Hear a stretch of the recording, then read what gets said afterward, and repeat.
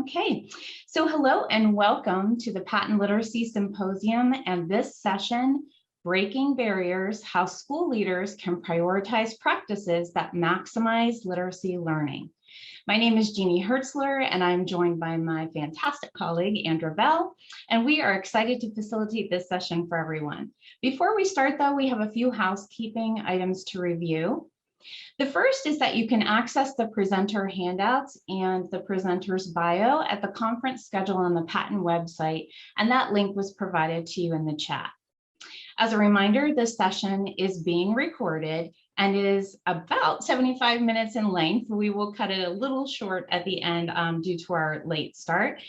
And to access closed captioning, if you need it, you can click on the icon CC Live Transcript at the base of your screen on the Zoom control panel or wherever your controls might be located on your screen.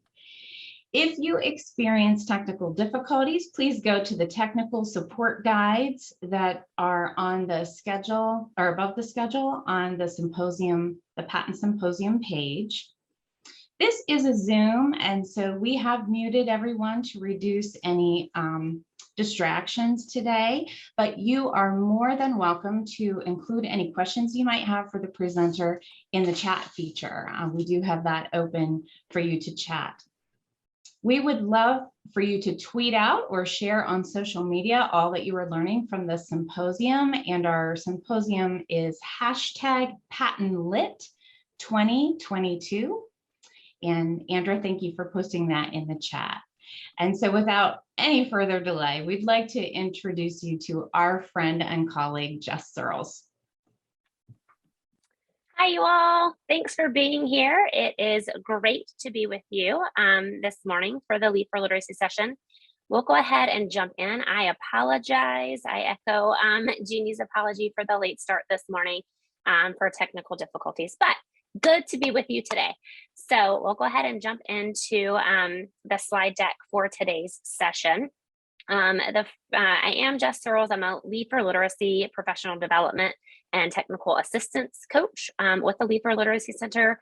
I work with Boston University, and we are kind of a conglomerate of organizations that make up the Lead for Literacy Center that I'll tell you about in just a bit. So the first part here is just a map of the world, kind of getting a feel for where you all are. I know we had some international attendees at the conference last year, so added and kind of expanded my map to include international places. If you'll just put in the chat box what your role is in the building or the school system or the educational system that you're in, and then where you're from, so we can just get an idea of our audience today.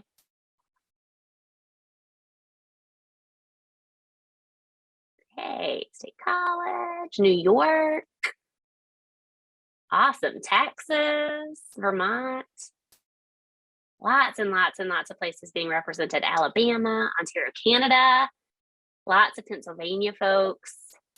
We got some special education teachers, reading specialists, principals, early intervention coaches. Great, thank you. It's so fun to see. That's the fun about the virtual world, right? We can all join from all different places and all of our different roles from all over the country and the world, which is really exciting. So lots of knowledge from multiple places represented today. So again, thank you for being here. And let's go ahead and jump into the conversation today. Feel free to use the chat box. If you have questions, you can enter them in there. If you have some thoughts about the content as we go through today, you're also welcome to add them in the chat box too, and share some of the knowledge and the expertise that you all have from your respective states and countries today. So next, a little bit about the Lead for Literacy Center. We are a partnership among literacy experts, educational leaders, and technical assistance providers from Boston University and the American Institutes for Research, or AIR. And we are charged really with building capacity of leaders to recognize evidence-based practices and to facilitate their implementation through identifying and supporting instruction and intervention programming and professional development. And we really at the Lead for Literacy Center focus on research and evidence-based practices as mechanisms to really ensure that literacy skills and concepts as well as leadership skills, knowing that leadership is a huge part of what goes on in schools and districts and state educational agencies, and really ensuring those leadership skills and the literacy skills and concepts currently used in schools are things that are proven to work. So really focusing on that evidence-based instruction and leadership. Session objectives here for today's session for our hour together is really describing priority practices for strengthening the school-wide literacy instruction, assessment, and systems support, identifying critical components of pandemic-related literacy skill acquisition data, and then using that data to prioritize instructional practices, and using resources for practitioner-oriented materials to supplement current leadership decision-making that's happening in schools. We'll use and kind of talk about, you'll hear me refer to the Lead for Literacy framework. There are multiple tools that can be used to evaluate your current multi-tiered system of support, and we'll really look at it through a Lead for Literacy framework navigator point today as we're in our session together. So needless to say, you all are very well aware of what the last 2.5 years has brought with not only education, but just pandemic life in general. And one of the things that was impacted greatly was administration, teaching, and learning. The impact was really realized widely by UNESCO.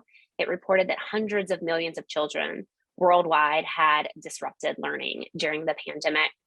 And then really in the United States and probably other countries as well, that disrupted learning really had some disproportionate effects on students who may have had difficulty accessing remote instruction and health and social resources during the pandemic. So looking at this report, this is from UNESCO.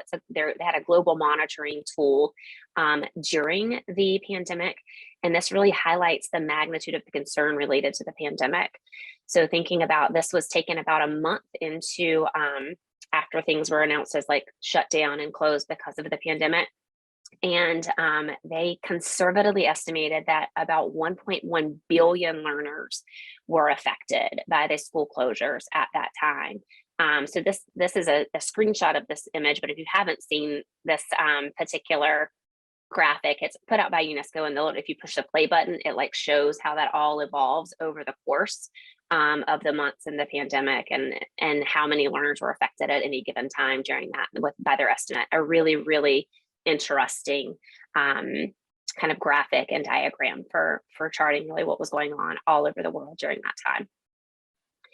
Now we'll zoom in a little bit closer, really thinking about globally, bringing that into really looking closer to home and literacy learning specifically. This is a screenshot from an early literacy measuring vendor, Amplify, and they released a report comparing literacy scores from pre-pandemic to mid-pandemic school years for kindergarten through grade 5. So that's what you're seeing on the graph there. And as you can see, this darker red bar, which is the bar that represents students during the pandemic, were much more frequently at risk for reading concerns than their pre-pandemic peers. Not shocking to probably all of us on this call. And really looking at that kindergarten and grade 1, thinking about those students who are in those early grades, really showing some delayed learning during that kindergarten and first grade year because of everything going on with the pandemic. And then this is another kind of way to look at it, another perspective from McKinsey and Company. And they really wanted to make an effort to demonstrate the stunting in literacy growth that was driven by the pandemic. So in this graphic, you'll see in September 2020, it was estimated students were roughly around 3 months behind in academic learning. Spring 2021 saw an aggregated academic achievement gap widening to about 5 months in that May 2021 timeframe. So although we could be cautious consumers, and we should be, of data and asking questions around averaging of the data and students that are used in the sample size and definition around what really constitutes academics and academic learning, we can still see that there were some wide spaces there where students were not able to access the degree of instruction that they would have been outside of a pandemic year. So thinking about that and kind of implications there, there were significantly already a large number of students who were at risk pre-pandemic. And then we really have some evidence now that's kind of resurfacing, initial evidence that not only students had slides in literacy learning, but we're also seeing rebounds, which is really, really exciting as educators to see that students are rebounding in their learning. And we do have a need still for that intensive support, especially for students who have special needs in their literacy learning. So that's really what we're going to spend kind of the rest of the time talking about today, is looking at what are some practices that we can put in place, some priority practices to really continue, because we know we're not going to make up all of the missed content in 1 year. This is going to take several years of really solid instructional practice to really kind of bolster what students are bringing to the classrooms with them now. So anything that we do through Lead for Literacy, and I know Patton does a lot of work through MTSSR as well, or MTSS, the multi-tier system of support.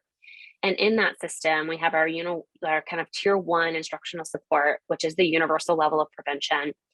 All students are part of that instruction. 80% of students on average, kind of statistically, will have their needs fully met during that tier 1 instruction if evidence-based practices are in place. And then kind of going up that triangle is the tier 2 targeted level of prevention. About 15% of students, statistically speaking, they are knowing with students who were coming in, after a year or two of missed instruction, that tier 2 likely was more than 15% of students, but looking at presented to be more than that 15% of students, making that tier 1 instruction all the more important to help bolster and help support those students in tier 2. Statistically, about 15% of those students served with some intensive supports, some targeted assistance during that tier 2 time, usually additional instructional time for literacy. And then tier 3 is intensive level of prevention. So again, statistically, 2 to 3, or about 3 to 5% of our students will need those intensive services. Pre-pandemic, during pandemic, post-pandemic, there's that level of intensive intervention need for students. So looking past that, Lead for Literacy really looks at a framework of essential components to support that multi-tiered system of support. So we look at things like standards, priorities, and goals, administration, organization, and communication, assessments, instruction and intervention at tier 1, tier 2, and tier 3, and professional development and job-embedded collaborative learning. So how can we put really solid evidence-based practices, research-based practices in place for all of these areas to really support and sustain our multi-tiered system of support for learners to really make sure that students are learning those literacy skills that are so critical and that were often missed in the last couple of years. So this is a resource we just released not too long ago. It is a guide for pandemic recovery. It really looks at 9 recommendations that are backed in research and embedded strategies and questions to consider as students are coming back into our buildings and as we continue this work for the years to come, knowing that students are still possibly going to have some things, kind of residual effects of the pandemic. And then some resources to support those implementation efforts. So the rest of this time together is really going to dive deeper into some of these recommendations in that guide. So looking first here is how are we prioritizing the use of the Lead for Literacy framework? And I am planning, hopefully time will allow for me to walk you through some of our website resources regarding the framework. But really we encourage districts and schools to use the Lead for Literacy framework to measure their school's current multi-tiered system of support and the current implementation of standards, priorities, and goals, and administration and communication and organization, instruction, assessment, all of those elements that are essential to a strong multi-tier system of support and reading. And then the second step is prioritizing improving your school's assessment, instruction, and intervention practices. Knowing instruction and assessment go hand in hand with one another. They really play off of one another. And that strong instruction and assessment system is what is going to help our students become literate students, literate adults, essentially, right, as they go throughout the schooling system. So looking at the first part here, this is the framework navigator, and this is available to the website. I'll walk you through this document in a little bit. That does have 5 elements of the effective multi-tier system support. So standards, priorities, and goals, administration, assessment, instruction, and intervention. And then we've got some communication goals there too. And each of those 5 elements have 28 topics and 85 indicators of success. So as schools walk through this framework navigator, they can assess using a 0, 1, or 2 to really find what are areas of our strength of our system and what areas may be areas of growth using this tool. So really helping schools identify those areas that can be celebrated and celebrating the work that you're doing, and then also honing in on and focusing in on areas that may need some growth there. So that's the first priority practice, is measuring what are you currently doing and how is it working. And then from there, thinking about assessment and instruction and intervention. So the guide for the Lead for Literacy Center for that pandemic recovery really focuses on assessment and recommendations 3, 4, 5, and 6, and really focuses on instruction and intervention and recommendations 7, 8, and 9. And we'll unpack each of these a little bit during our session together today. So we'll talk some about screening your students and looking at your progress monitoring protocols. What are your universal screening protocols? And then looking at adjusting your assessment to fit the needs of your building and your students. And then instruction and intervention, and that 7, 8, and 9, looking at our core instruction, our tier 2 and tier 3 intervention, and then the use of tutoring when available to accelerate student learning. So first priority practice around assessment is to consider common practices of literacy assessment in your school. And remember that each minute a child spends on assessment is a minute away from instruction. So really thinking about how can we have high leverage assessment practices in place so we're not taking away a ton of instructional time for students. That's when they learn the things that they need to know to become literate student readers and student writers. So really making sure that we have a high leverage assessment system in place that minimizes time and assessment, gives us valuable data, so then we can change our instruction based on that assessment. So looking at the first kind of high leverage assessment press here is universal screening. So thinking about screening students and getting students kind of a read on your students based on that universal screener. A universal screener includes all students. So all of your students in your school building would be part of that universal screening process. Depends on the efficient tools that are valid and reliable. So making sure we select assessment tools that are going to measure what we think they are going to measure and what we're told they're going to measure. Assessing educational relevancy and making sure those outcomes show strong classification accuracy, so they are accurate when we give these universal screening measures. These universal screeners typically should occur about 3 times a year, in the fall, the winter, and the spring, and they really help us identify students who are at risk for poor learning outcomes. So thinking about universal screening, something that's quick that we can administer and really use our time wisely in assessment so we can really shore up instruction and intervention practices. One of the things that can come out of your universal screening measure is, this is an example of a spreadsheet. You may have seen something like this or heard of it before, but each of the columns represent a subskill and each of the rows represents students. So at a really quick glance, the data from this universal screener can show me the health of my entire classroom, which is really, really powerful when I'm thinking about what do I need to do with instruction and what do I need to do with intervention to really help supply students with the level of instruction that they need. When I'm thinking about tier 1, tier 2, and tier 3 and the content that I'm covering in those tiers of support, my data will help me kind of make some decisions around that. So looking at this chart, I have the green that shows me students are on target, the red that's showing students are at risk, and then the red is showing high risk and the yellow is showing at risk. So at a really quick glance, I can look at different areas of my different skill areas and see how my students are performing, kind of looking for trends in my classroom. So looking at this one, I can see we've got quite a bit of red, and one of my students is all red and yellow. There's nothing that they're on track for. So that's something I need to be aware of on like an individual student level. And then looking kind of as a class, what are some of those areas that are showing up red for quite a few of my students? So variant vowels are one of those areas, consonant blends. I've had several students who are showing at risk or at high risk. So really, really, really helpful tool to use and really give you feedback at an individual level and also at a class or a school level through just a really quick measure to really drive some instructional decisions. So I do see coming through the chat box, making recommendations for universal screeners. I do have a tool that will help you with that. So I'm going to share that with you in just a bit to help you really think about universal screeners and choosing ones that are valid and reliable and have lots of data to back them up. So one of these is a type of universal screener, is an oral reading fluency measure. Some of you may have heard of this measure before.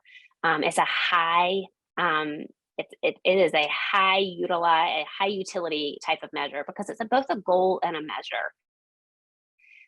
One, it's kind of like a gold standard. It's one of the most useful measures we could use in kind of a pandemic and coming out of a pandemic context. It comes from its dual purpose. It's the goal and the measure. We want students to be able to read connected text fluently, and at the same time, we can measure their ability to read connected text in a controlled setting, like a 1-minute ORF screener or oral reading fluency screener, to really help us determine how well our students are squaring up to their benchmark goals to stay on track for reading success. So really short amount of time, we can get a lot of information out of it. It's high utility. It's also really incredibly predictive of future reading comprehension. So an oral reading fluency measure can really predict how well students will comprehend, like for years in advance. So we've got a lot of kind of bang for your buck just within that oral reading fluency measure. As far as adjustments with screening, some things to think through as you're looking to make screening practices either a thing in your building or to shore up the screening practices already currently in place. Measures, are you using screeners that provide sufficient data for instructional change? Frequency, is that data being collected enough to understand the health of your school-wide literacy system? If we're only collecting data once a year, it's likely not doing a lot for us to see, like, is progress being made? Which students should be in those tier 1, tier 2, tier 3 levels of support? How is that changing mid-year? Are there any shifts that need to be made at the end of the year? So really making sure the frequency of that screening data is taken often enough to really understand what's going on in your school-wide literacy system. And then database decision-making. Can you distinguish between students who are having difficulty learning a skill versus students who have not had instruction in it? And we saw that a lot, right? Coming back from a year and a half or 2 years of interrupted education. Some of our students, when they came back and they were actually involved in the instruction and in-person learning and exposed to that instruction daily, their scores like took off. They skyrocketed. They just needed the access to that education and to that instruction. And then we may have some students who came back and they are not making the gains that we would expect them to make now that they're getting access to consistent and solid instruction. So really thinking through what's going on with those students and how we would address those would be different depending on what the needs are for those students. So again, priority practice here is progress monitoring. This is another priority practice in our guide. And really thinking about progress monitoring is going a little deeper in your data. Often tier 2 students are great candidates for progress monitoring, as well as tier 3. And it allows you to monitor students a little more closely to see how they're progressing throughout the course of the year in multiple data points. So our universal screening is typically 3 times a year. Progress monitoring usually happens bi-weekly, maybe even weekly in some cases, to really get a good read on how is the instruction that I am delivering impacting students? Is it working, essentially? Is the instruction or the intervention that I'm providing helping that student and accelerating that student's learning? So in this particular graphic, you can see there was an intervention number 1 that was being tried, and the student kind of like was up and down and just kind of flatlined. There wasn't a lot of progress. So there was a change made to the intervention to start another round of intervention, another round of progress monitoring. And again, we see the student wasn't really making a ton of progress there. Intervention changed. Intervention 3, there was some growth there, but then it also kind of got stagnant as well. So another change made to the intervention after giving several weeks for that intervention to kind of take root in that intervention 3 timeline. And we see, oh, whoa, now the student, we have found kind of that thing to really address the need of the student, and the way that we need to deliver that instruction is working with that intervention round 4. And really those progress monitoring data points to give us those graphs is what we're able to track and see, is what we're doing working? Do we need to make changes? Do we need to make tweaks? So looking looking at progress monitoring and thinking about, again, just kind of a common sense approach here. Collecting progress monitoring data can seem daunting and hard to begin with because it is more frequent. So thinking about, just as you're thinking about this, if it's not something in your place in your building, or something that maybe needs to be revisited and kind of shored up in your building. So a couple of points to consider here with progress monitoring: be consistent and systematic in the way that you are collecting that data. So set a common weekly or bi-weekly or monthly progress monitoring measure and assessment calendar, so students who are at risk are getting that data collected on a regular basis, and that data is being used to guide instructional change. You can also think about the intensity of assessment. The intensity of assessment should match the intensity of the instruction. So I wouldn't necessarily progress monitor all of my students. They may not need all of that intensive progress monitoring data, but really thinking about which students are receiving my more intensive instruction. Those students would be the ones that I would really want to hone in and do that progress monitoring measure on, to keep a closer look at what's going on with their instruction and how it's impacting their learning. And then in addition to progress monitoring, you can pull in any other data you have on students, such as social emotional learning, behavioral, other educationally relevant data points, to really look at trends in that data and how to plan literacy interventions accordingly based on that data. So one of the questions in the chat box was around tools and which tools to use. So I'm going to drop a link in the chat box now that gets into the, it's the NCII academics tools chart. And on that tools, using that tools chart, you can really look at data around the validity and reliability of different progress monitoring tools. So on this screen, this is kind of a snapshot of that website. You can look at the different testing systems that NCII has reviewed, and you're really looking for, I like to think about it just kind of just to oversimplify probably, but I always think about the bubbles, and you want as many full bubbles as possible next to the testing system as it's laid out on this website. Full bubbles means there is convincing evidence that it is valid, or that it's reliable, or that it's not biased. So the more full circles, the more full bubbles that you have per screening measure or progress monitoring measure is the more like solid and reliable with concerns to validity and reliability. So just thinking through, if you're looking for selecting measures and help for selecting measures, that's a really great place to start. Oh, it's not opening. Let me try it again. Let's see if this works. Okay, we'll see if that goes.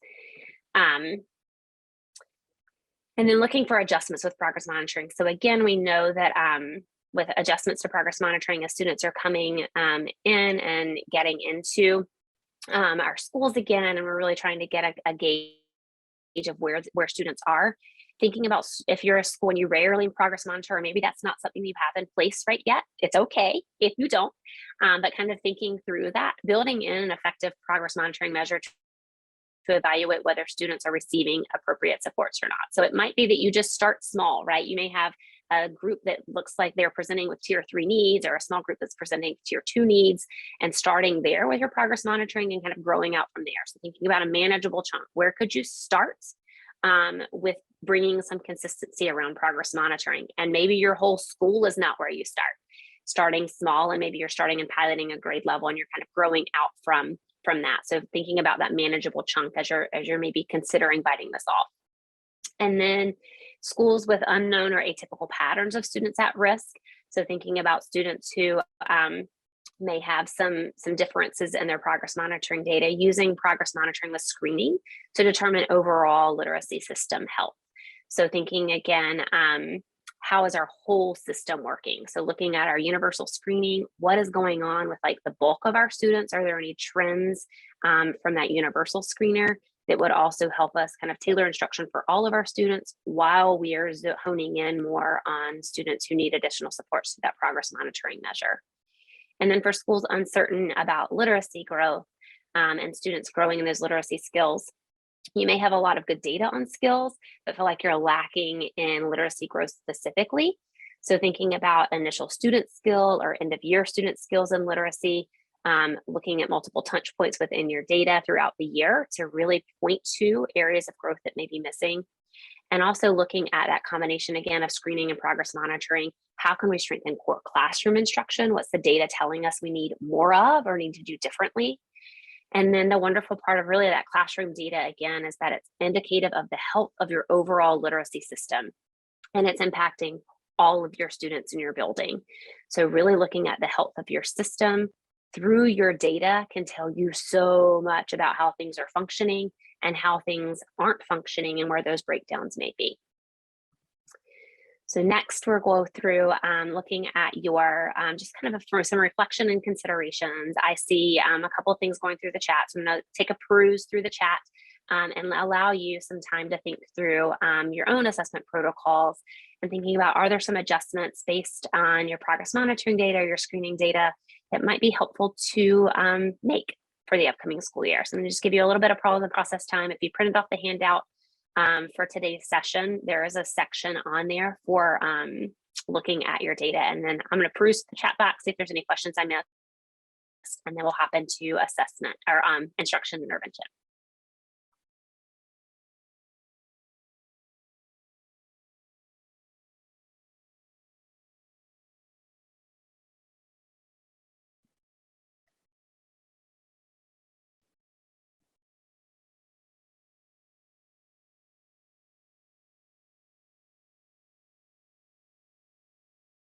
Yeah, great questions there. And I see some of you asked like upside down triangles, especially after 2 years of interrupted learning. I don't think you are alone in your upside down triangle. So thinking about just kind of highest leverage practice, and that's going to lead into and kind of feed into our next section, which is instruction and intervention, is really shoring up your core instruction. So making sure that evidence-based practices are part of your core program, because core, thinking about core, what that is, when we say core, is you're addressing, it addresses and hits the needs of all students. So all students are part of that core instruction, and really making sure that that kind of base instruction, your core instruction, is high quality. So we're using high leverage practices. We're using practices that are backed in evidence. We're teaching the material that we know contributes to reading outcomes and successful in literacy and successful and literate students. So that's this section here. So that may go, I saw quite a few about upside down triangles and core instruction and what to do to really try to kind of right that triangle. And you're going to hit the most needs through solid, evidence-based, high quality tier 1 instruction, and starting to write that triangle so you can really tease out which students are presenting as tier 2 and tier 3 students and which students really are in need of those tier 2 and tier 3 services on top of high quality tier 1 instruction. So this next slide here looks for tier 1, tier 2, and tier 3 support. So tier 1, again, all students, whole group and small group, research-based core reading program. So making sure that the materials you're using during that core time is actually research-based core programs. We're not using something that like isn't proven to be effective. We're selecting core programs that are based in the research around reading and teaching reading. And that's happening for at least 90 minutes a day. Tier 2 is about 15% of students. Again, if your triangle's flipped, it's likely more than that. Sometimes our triangles are diamonds and that tier 2 looks really wide. But goal is about 15% of students, small group instruction with a standardized program and evidence-based practices. And tier 3, 3 to 5% of students, again, if your triangle's flipped, that might look a little different right now. One-on-one or small group support, and really using a standardized program and evidence-based practices. So you can see kind of some trends here, evidence-based practices, and making sure that the materials that we are using are high quality materials. And they are grounded in the research and theory about teaching reading and how students learn to read. So kind of getting into that, first priority practice is enhancing core instruction. Again, 90 minutes of instruction for all students. No one's pulled out during your 90-minute reading time. They all have access to that grade level instruction using evidence-based practices. And any results from your assessments are used to guide the instructional decisions during that time. So thinking about what does that mean? What are those practices and those priority reading skills that really need to be taught in tier 1 and tier 2 and tier 3. But looking at your priority reading skills there, and this is looking at Scarborough's reading group. I know some of you may be familiar with this already, and possibly through Patton Symposium last year. They did a lot of work around this graphic. But looking at your priority reading skills, the first kind of strand of the rope is language comprehension skills. So thinking about background knowledge and vocabulary and language structures, literacy knowledge, print concepts, moving from left to right, words in a sentence, that kind of thing. And the other part of this rope, kind of that second section of the rope, is word recognition. So phonological awareness, thinking about phonemes and being able to hear phonemes, separate phonemes, blend phonemes, syllables, and doing some decoding work. So thinking about what the letter sounds are and those sound spellings and how they contribute to being able to read the word that's on the page. And then sight recognition. So students that have had lots of exposure to words that have become kind of sight words, they know them, and they're able to recognize those words at sight because of the repeated exposures to those patterns and to those words. And then you'll see as this rope kind of goes across the page, those two ropes intertwine with one another as skills become increasingly strategic and increasingly automatic to lead to skilled reading for students, where they're fluently executing and coordinating these word recognition and these text comprehension skills to read and understand the print that they're reading or the text that they're reading. And it really takes both of those strands. You have to have the language comprehension that's part of your instruction, and the word recognition part has to be there. So we're thinking about tier 1 and core reading programs. You're using a program that teaches both of these in an explicit and systematic way using evidence-based practices. So really thinking through, is my core program teaching both of these things? That's one question, right? Am I teaching language comprehension, and is my core program covering word comprehension? And is it allowing me to teach those things in an explicit and systematic way, which is where we're going next. So looking at these a little bit deeper, this is again looking at essential components when we're thinking about what we're teaching across the tiers of instruction. We have your decoding skills, kind of the top part of this, thinking about phonemic awareness, the awareness of sounds and speech, decoding, thinking about connecting letters with their sounds to read and write, and accuracy and fluency, so reading the correct words on the page and reading it with no cognitive or no noticeable kind of cognitive mental effort. It's smooth, it's fluent, it's like we would speak, right? It's the fluent read, and the students are actually reading the words on the page correctly. And in the bottom 5 of the kind of the big 5 here for beginning reading are vocabulary and comprehension. So thinking about vocabulary, are we understanding the words that we're using and helping students build their vocabulary? And then comprehension, the act of that intentional thinking, where they're constructing meaning from the text that they're reading, and ensuring that we're hitting on all of these during that tier 1 instruction. And then you may be zooming in on a few of these during your tier 2 and your tier 3 instruction based on the data that you're collecting. So then how to maximize student learning opportunities for all students. So we've got the what, right? We know that we need to teach language comprehension, we need to teach word recognition, those decoding skills along with the comprehension of vocabulary, but this is more of the how. So how are we teaching those skills to students? And this slide here looks at that how. So the first part of this is explicit and systematic. We are teaching students in a way that takes out the guesswork. They're not guessing what they need to be doing or guessing how to complete a task. We are doing it, we're giving very clear explanations. We're modeling for students. We're giving them multiple opportunities to respond, using lots of scaffolds. So an I do, a we do, and a you do. Providing that feedback to students as they're doing things as we're doing things together and they're doing things alone. So corrective feedback, error corrections, really giving explicit directions as to what students are doing during that learning time. And then systematic. So systematic instruction is taking these small instructional steps to progress from simple to more complex ideas. So is the instruction that we're providing in tier 1, tier 2, and tier 3, breaking things down into steps so students are mastering a small step that leads to a bigger step, that leads to a bigger step, that leads to a bigger step. And our ideas and our teaching is growing in complexity. We're not just saying, oh, here's you a text, go read it and figure it out, right? That would not be very systematic.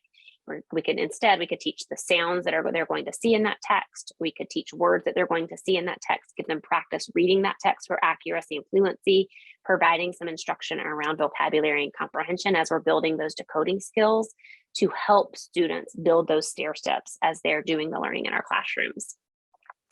And then opportunities to respond, consistent, supportive, and immediate corrective feedback. All or your majority of students are engaged at tier 1, and at least 6 to 8 students opportunities to respond in tier 2, and 8 to 12 opportunities per minute in tier 3. And I see the question here too coming from Julie about tier 1. So again, that tier 1 or 6 to 8 in tier 1 is a good goal to shoot for in that tier 1 instruction as well. Great question, Julie. And then resources for prioritizing. So as you're looking through resources, this is a resource from Lead for Literacy Center, but if you've been on any training or anything with me, you've probably heard me talk about the IES, or the Institute of Educational Science Practice Guides. They are fantastic resources. So often when I go to find these, I just Google IES practice guides, capital I, capital E, capital S, practice guides, and it will bring up like probably 20 or 30 practice guides on all kinds of things. One of my favorites is Foundational Skills to Support Reading for Understanding in Kindergarten through grade 3, but they do have practice guides around teaching effective writing, best practices for English learners, recommendations within multi-tiered systems of support. These are fantastic resources for really looking at those evidence-based practices across tiers of support for your students.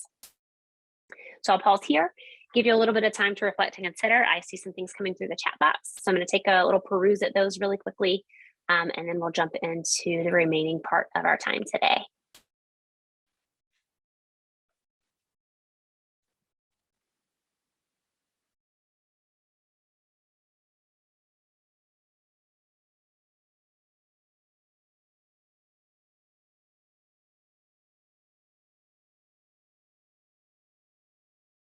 Great, so I see some of you are using FastBridge, and you've got some measures in place for screening.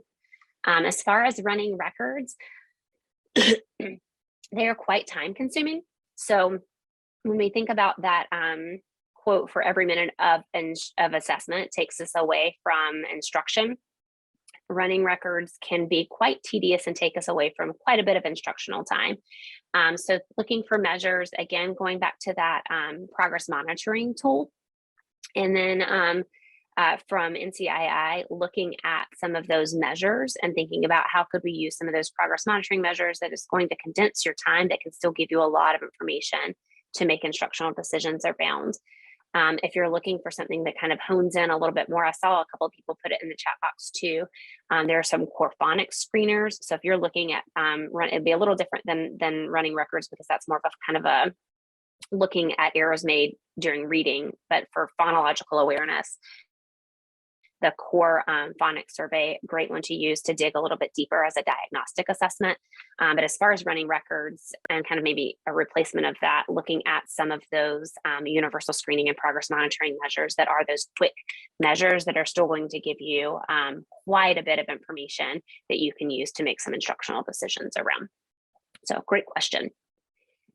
And then looking at the next tier 2 and tier 3 intervention. So again, kind of diving into those kind of as we move up that triangle, thinking about our tier 2 instruction being more intensive, less students in the group, more instructional time. And then tier 3, less students in a group, more instructional time. So that instruction is getting more intensive as we're moving across those tiers. And what do we mean by more intensive? It's more explicit, it's more direct, it's more modeling, it's more practice, it's more feedback. More time, and likely more data is being collected. We do have an infographic through the Lead for Literacy Center that looks at, kind of puts this in graphic form for you. So looking at in tier 1, tier 2, and tier 3, what that setup might look like. So looking at the T as the teacher, and then really these focus students are your students that this graphic is really focusing on, and how that gets more explicit and systematic as you move across those tiers of support. And we have a literacy brief that goes with this document too, that really hones in on and explains some of the content behind that tier 1, tier 2, and tier 3 graphic. So great resource to use if you're looking for resources around increasing intensity across those tiers of prevention in your buildings. And then thinking about system level strategies for intensifying reading intervention. So thinking about increasing instructional time for reading intervention on the master schedule, making sure we're allotting time for reading instruction to actually happen in our buildings, increasing the effectiveness of reading intervention programs and practices. So instead of putting like a hodgepodge together of things we found on Pinterest or things we found on Teachers Pay Teachers and just kind of putting all these things together to make our intervention program, looking at the NCII tools, they have one for intervention programs as well. What does the research say? What does the evidence say about the effectiveness of programs that we're using for intervention? And really looking on that research. What does the research say is effective? And really going with those research-based practices. Tighten the focus of tier 2 and tier 3 intervention programs, and then really helping increase teachers' comprehensiveness and their reading intervention delivery. So making sure that we're providing the training and professional development to make sure that that teachers are comfortable and teaching those programs once we've adopted them. And then this is also from the NCII, the National Center on Intensive Intervention, really thinking through questions around intervention intensity. So it doesn't always have to be a change of program. It could be that you can up the groups, you can decrease the group size, or you can extend the amount of time that students are in that intervention, or providing more opportunities to respond and making sure that we're giving students more opportunities to respond. Don't have to change the program, but we can change what we're doing within that program sometimes to really meet the intervention need. Thinking again, comprehensiveness, is it including elements of explicit instruction? If we're not teaching explicit and systematically, that is a way to increase our intervention intensity, putting in practice comprehensive measures that are explicit and systematic. So thinking about providing teacher examples, providing scaffolding, providing the I do, we do, you do, providing multiple opportunities to respond. So really thinking about those evidence-based practices to boost the power and kind of the effectiveness of the instruction that we're providing for students. And then there are other resources here. And if you've got the PDF online, these are clickable. So you can click into them and find those, kind of dig a little more into each of those resources provided there. So there's one on policies and practices around reading intervention. The NCII, the National Center on Intensive Intervention, has sample reading lessons that are research-based and are grounded in the evidence that we have around reading instruction. And they are free and able to be accessed, that gives you the script and tells you the language to use and materials that you'll need, and sample activities for that you could use and build into your instruction. So a great resource there. And then there's an intensifying literacy instruction resource as well that digs into really looking at that intensity of instruction in tier 2 and tier 3. So I'll give you some time now. I'm going to pause here, let you think about at-risk students in your building and how those supports are being provided in your building above and beyond tier 1. So thinking about programs that you're using in tier 2 and tier 3, scheduling time in tier 2 and tier 3, and then we'll move on to our next section.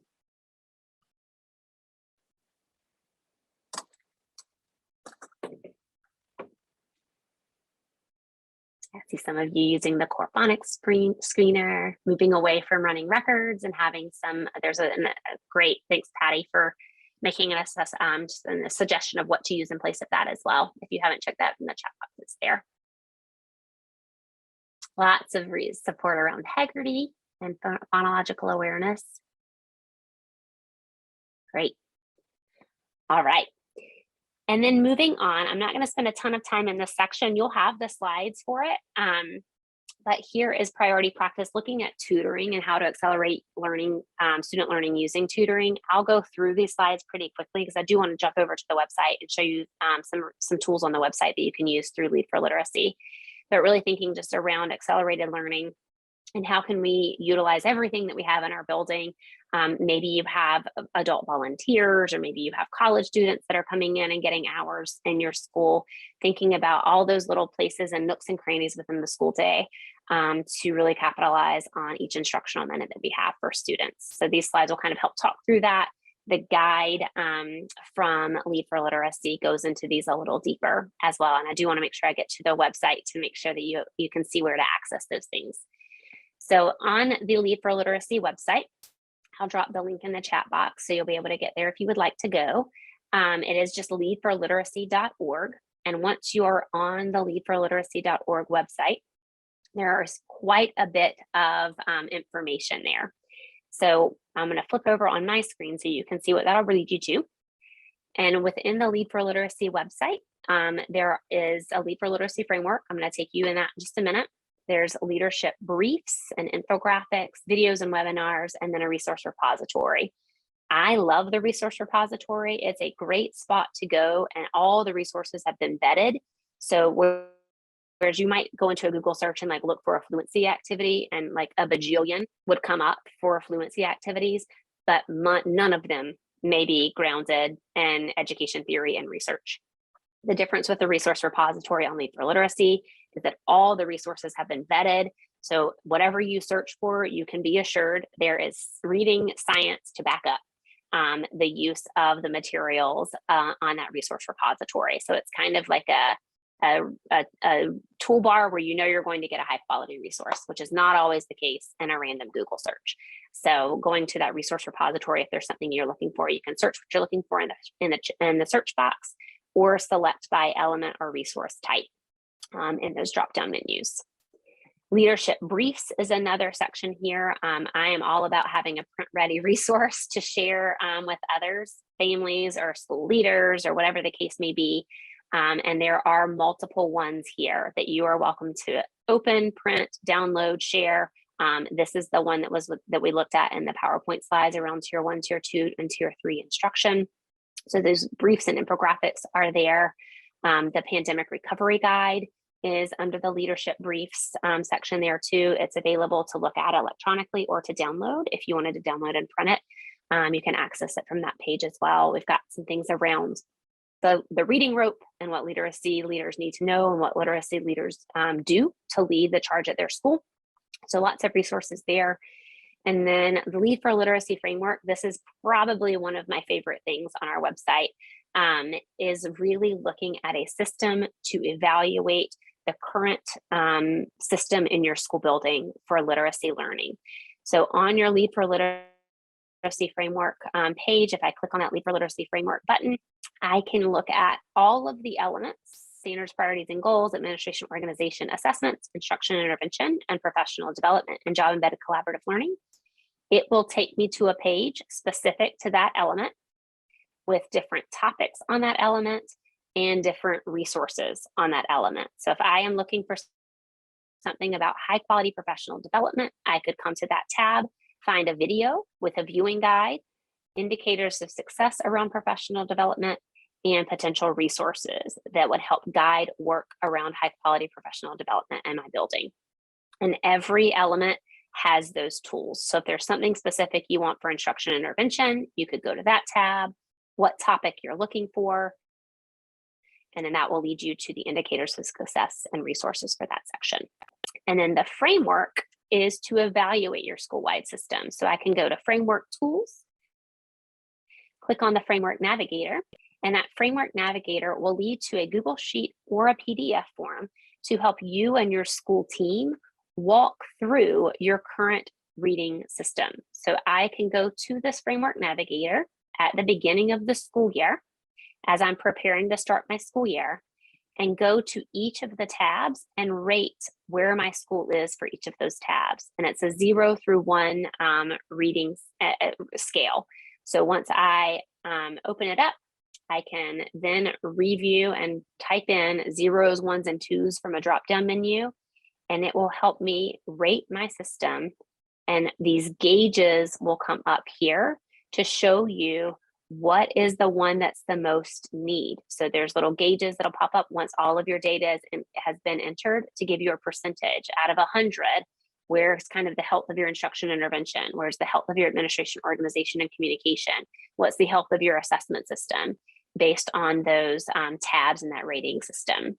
So super helpful tool that you can then use to find resources on the website that will help you with those section. So for example, if I notice that my tier 2 instruction is not as solid as I would like it to be, I could go to the Lead for Literacy website to tier 2, find materials specific to tier 2 to help with implementation in that area, and then improve that area of my system. So it really helps me hone in and drill down and focus in on areas of growth within my school-wide reading system.